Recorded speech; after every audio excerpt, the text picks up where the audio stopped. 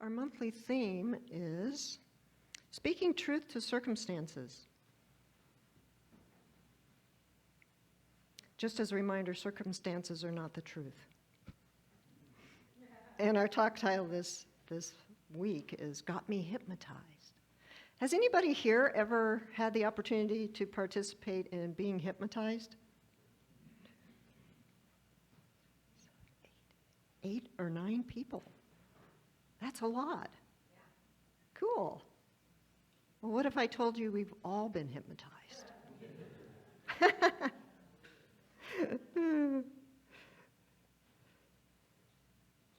All of us have, because there is this thing in New Thought and Science of Mind that we call the collective unconscious.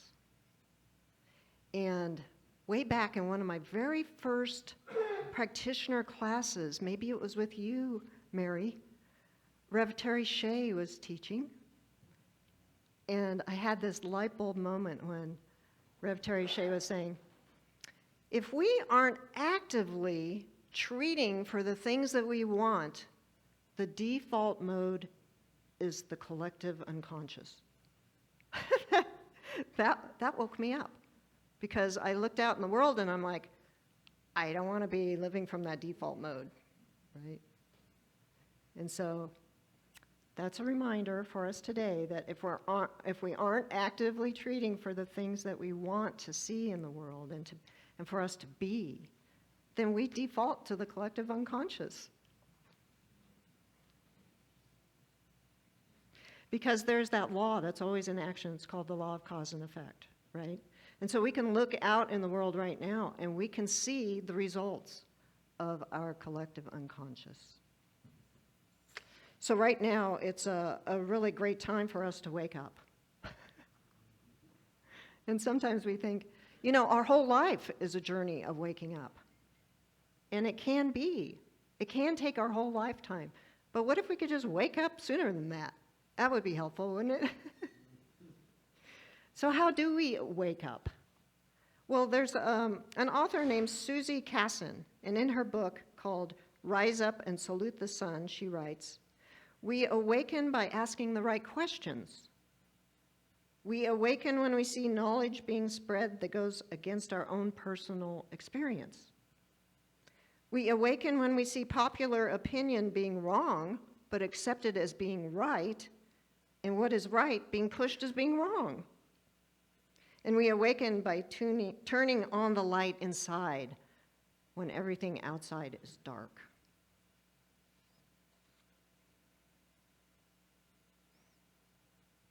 So one of the things that is very deceiving for us as human beings is we have these senses, right? We have these physical eyes, we've got our ears, our sense of touch, smell, taste, and we think that that's real. But it isn't real. In fact, we know now from quantum physics that everything is energy. And that's one of the things we'll be studying in the energy codes. Everything is energy. And so what's real is the thing that we actually can't see. It's the unseen thing. And so when we look out into the world from our eyes, our human eyes, I see individual people in the audience. And my brain tells me that we're separate. It's an electronic signal that goes to my brain and says, oh, you're over there, you're not me. And I'm here, I'm me. And from this belief in separation, I think it's the cause of all discord, pain, suffering in the world. You can quote me on this. The only belief that needs to be healed is the belief that we're separate from Source, capital S. Imagine if, when we looked out at one another, we actually saw the face of God, that we actually knew that we are one. Can you imagine how we would treat each other differently? How would we would make different choices for our own self, because we know that we are the one in expression. From that belief in separation comes all kinds of judgment, comparison, discord, disharmony. We want to control things because we're afraid. If I forget that I'm one in spirit, and that spirit is me, as my life, then I can fall into fear. And I go into those modes of control because I'm afraid. I'm afraid something's going to happen to me. Plenty of things have happened to me. But this me is only part of me, right? The truth of me is that I am infinite and eternal, and that's the truth of you too. So no matter what's going on the outside, we always have that truth within us that we can tap into that peace of spirit, that knowing, that thing that we know deep within us, that is there all the time. We can tap into that. So years ago, I noticed, and I don't know if you've noticed this, but years ago, I noticed that whatever was playing at the movies, a few years later would actually be happening in the world. Has anybody noticed that? Right? And that's a perfect demonstration of the science of mind philosophy. Because as we know, what we think about, we bring about. So can you imagine millions of people going to movies, right? It only makes sense that we would bring that into manifestation. So that comes with the responsibility. We have the responsibility because we know what we think about, we bring about, to make wise choices on what we're seeing, what we're listening to.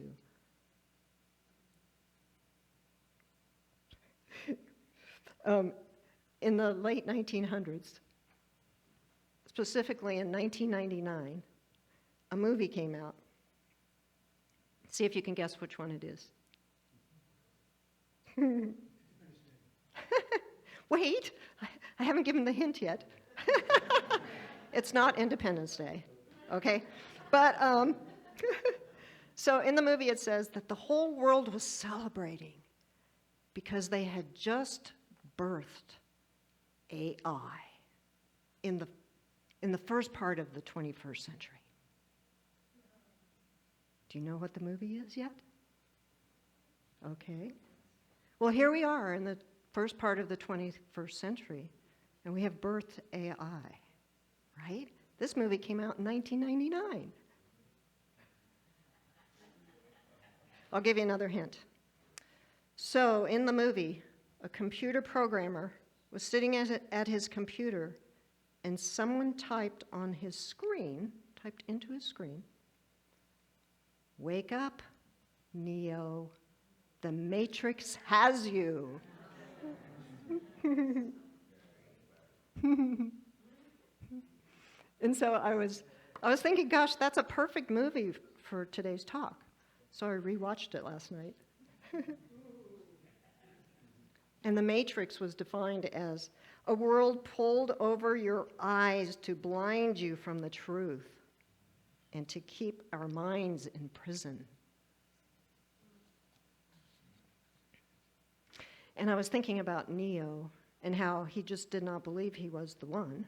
He did not want to believe that. But, let's see, Morpheus. Morpheus knew he was the one.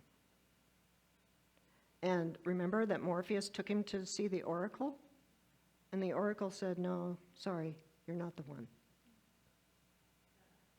But wasn't it interesting? Because when Morpheus believed that Neo was the one, and Neo absolutely did not want to be the one, right? Because they were looking to him like he was the savior of the world. He was the one that they were waiting for. This cracks me up. I love that movie, right? So one of the things about that was he was feeling this tremendous pressure, can you imagine? And he did not want to be the one, and he didn't believe he was the one.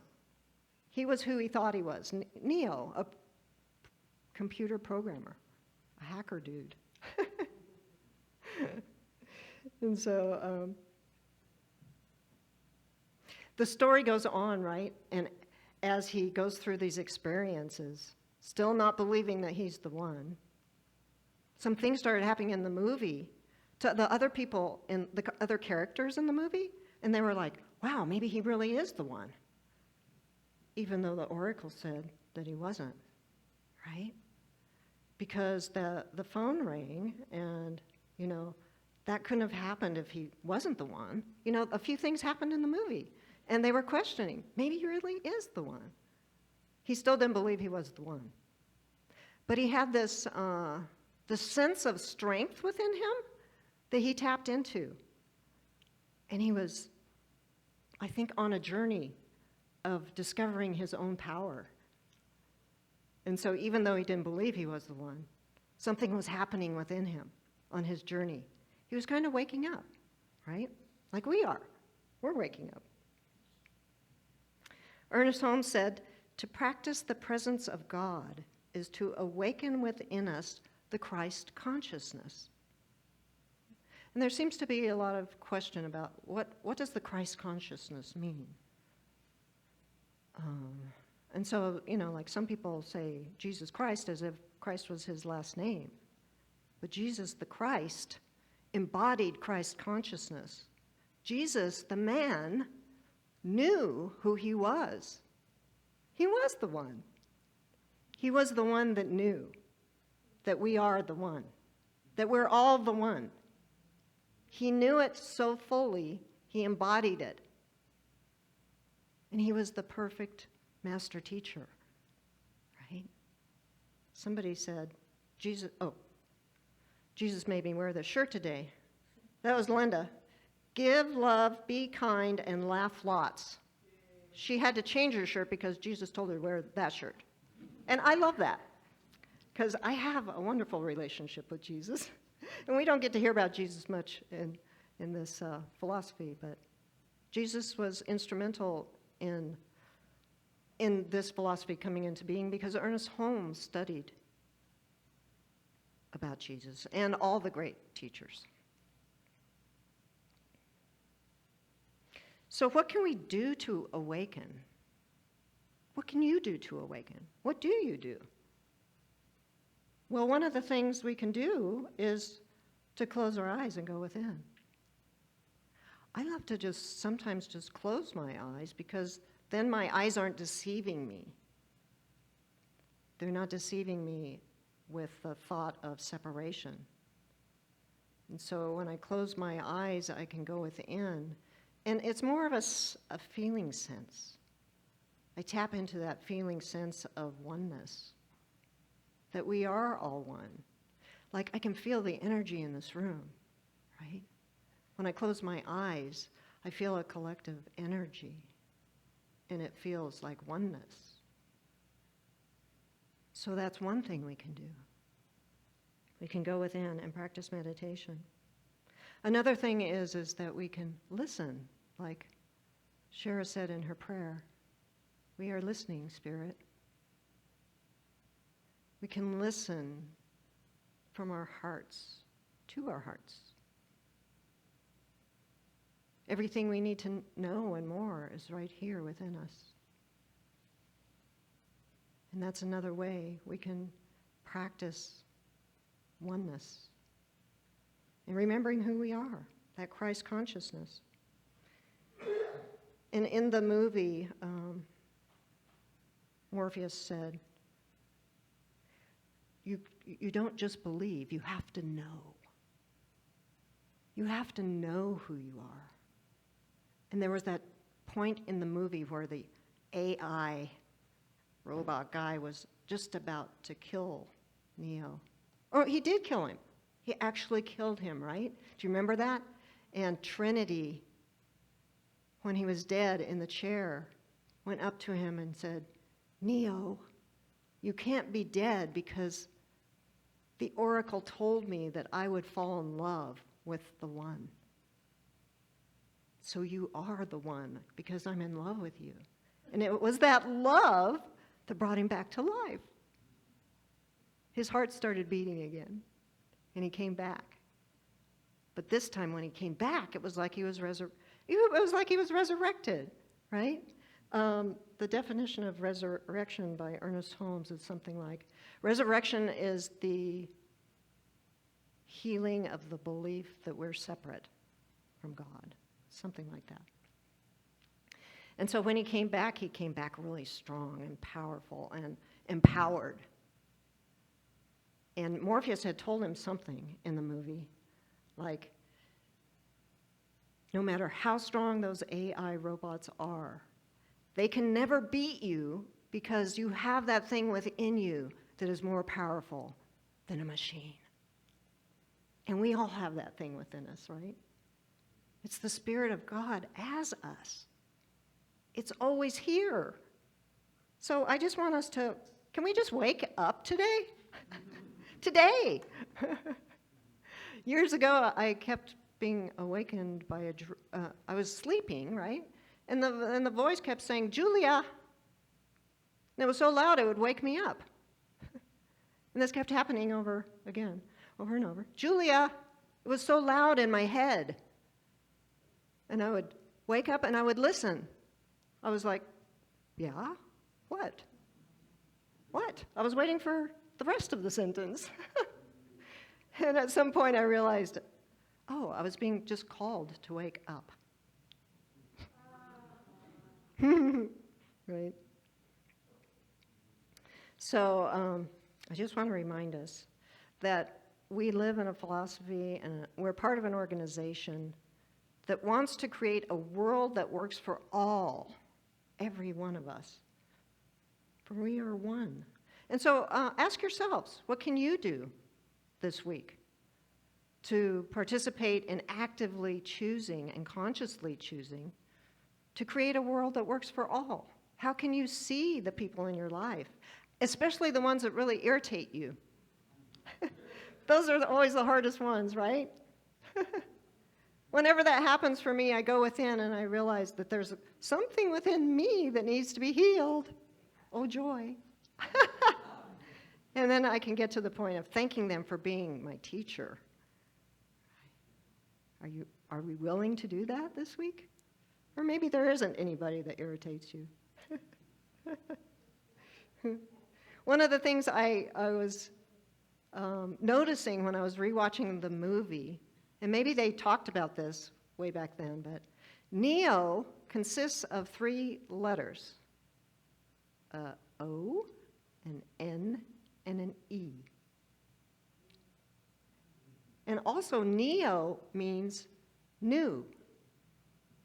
So Neo in the movie had to have a new thought about himself in order to change the world.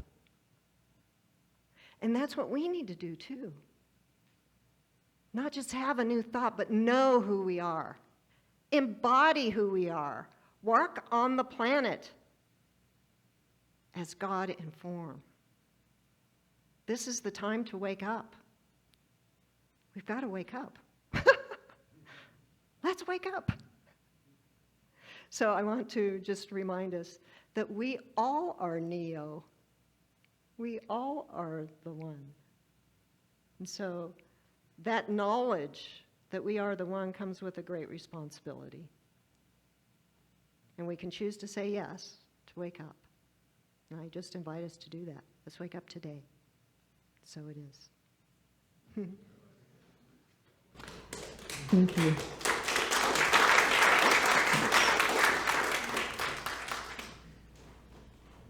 And I feel like I want us to anchor that in prayer. So I'm going to invite us to go within before our next community song. And we'll just go within to pray.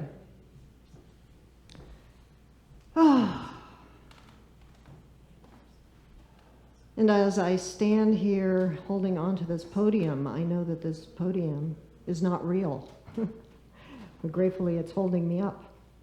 That there's only energy, that we are all connected by that divine energy that I call spirit. And it is this energy of the divine that animates our very being. Our mind, our body, and spirit are all connected. Every system and cell of our universal body is breathed to life by that one breath It carries us through our day, each step of the way. It gives us everything we need to know in every moment. And so I know that we are waking up. In fact, we are already awake, and we just forgot it. And so today I give thanks for being awake, for realizing our oneness, for the opportunity to come together in spiritual community and remind ourselves of the truth when we forget. And so I just say thank you, God, as I release this word as our truth, and so it is.